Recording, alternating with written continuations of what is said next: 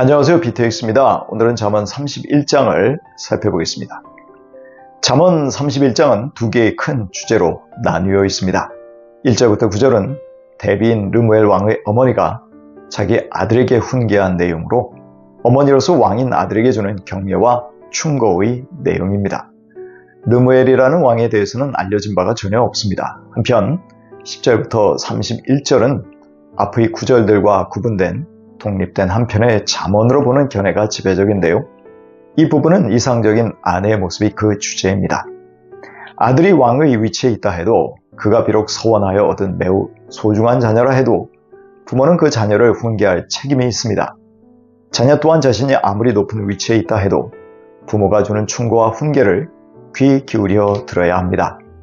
제일 먼저 충고하는 것은 왕은 여자에게 빠져 힘을 낭비하므로 중요한 일을 그르치는 일이 없어야 한다는 것입니다.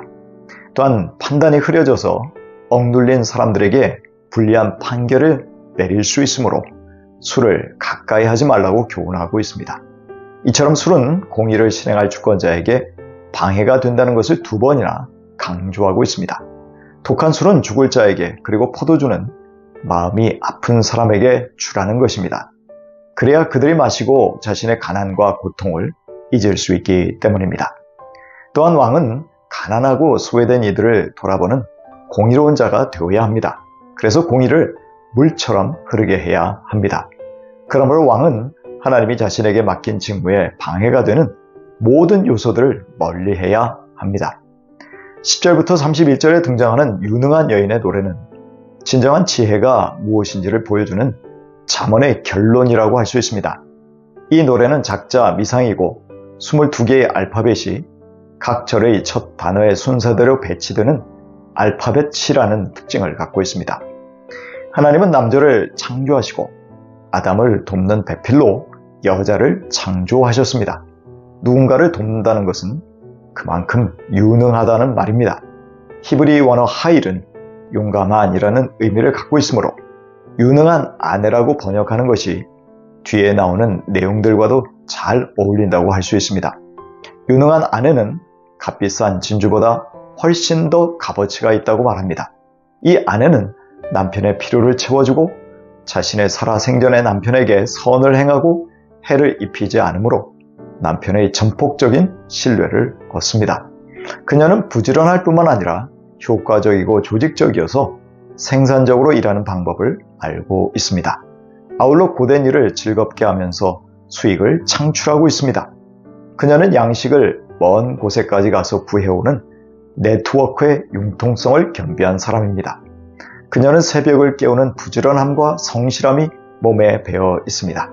세심하면서도 공격적인 투자로 사업을 확장해가는 수완을 발휘합니다.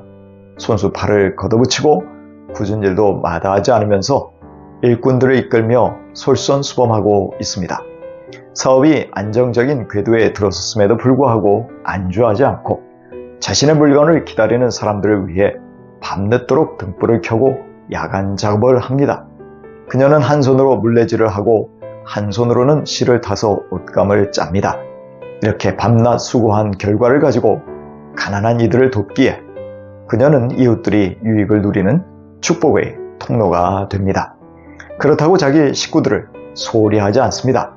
홍색과 같은 귀하고 비싼 염료로 남들이 부러워할 비싸고 따뜻한 옷을 온 가족에게 마련하여 줍니다. 남을 돌볼 뿐만 아니라 자기 자신도 잘 관리하고 남편의 가치를 세워줍니다.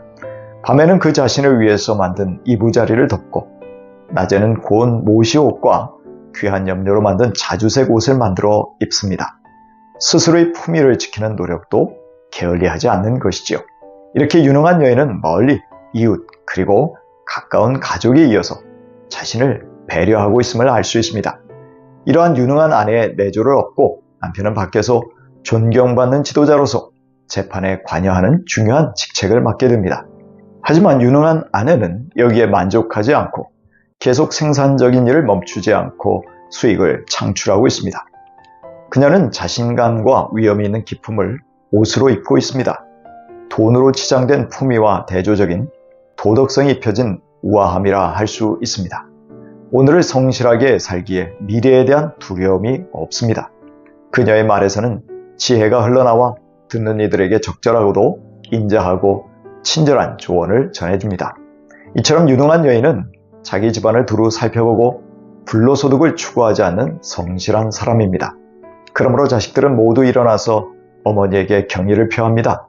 남편도 아내를 칭찬하면서 뛰어난 덕을 가진 여인들이 많지만 단연 자기의 아내가 최고라고 말합니다. 이와 같이 유능한 여인은 가족들에게도 인정받는 성공한 사람입니다. 이제 잠언은 그 결론으로 향하고 있습니다. 세상에서 가장 큰 가치로 여기고 있는 고운 것, 아름다운 것이 헛되다고 말합니다. 고운 것은 아름다운 자태요. 아름다운 것은 외모의 아름다움을 뜻합니다. 그러나 이것은 모두 거짓되고 헛된 것입니다. 육체적인 매력과 아름다움은 일시적이고 언젠가 사라질 것들이기 때문입니다. 하지만 대조적으로 하나님이 칭찬하실 진정한 가치가 있습니다.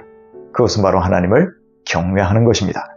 유능한 여인을 묘사하면서 잠언의 말미를 장식하는 이유가 하나님을 경외하는 것이었기 때문입니다. 유능한 여인은 그녀의 경외심으로 하나님과 사람들에게 칭찬을 받게 된 것입니다.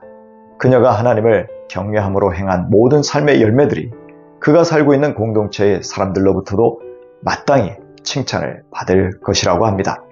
그녀가 부지런하면서도 그 열매로 사랑과 자비를 베풀었기 때문입니다.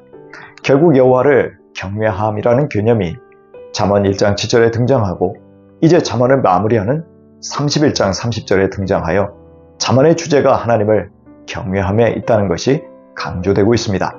잠언 31장 30절입니다. 고운 것도 거짓되고 아름다운 것도 헛되지만 주님을 경외하는 여자는 칭찬을 받는다. 베드로전서 3장 3절 이하입니다. 여러분은 머리를 꾸미며 금붙이를 달거나 옷을 차려입거나 하여 거치장을 하지 말고 썩지 않는 온유하고 정숙한 마음으로 속사람을 단장하도록 하십시오. 그것이 하나님께서 보시기에 값진 것입니다. 이처럼 하나님을 경외하는 지혜로운 사람으로 외모가 아닌 내면을 더욱 아름답게 다듬으며 살아가시기를 축복합니다.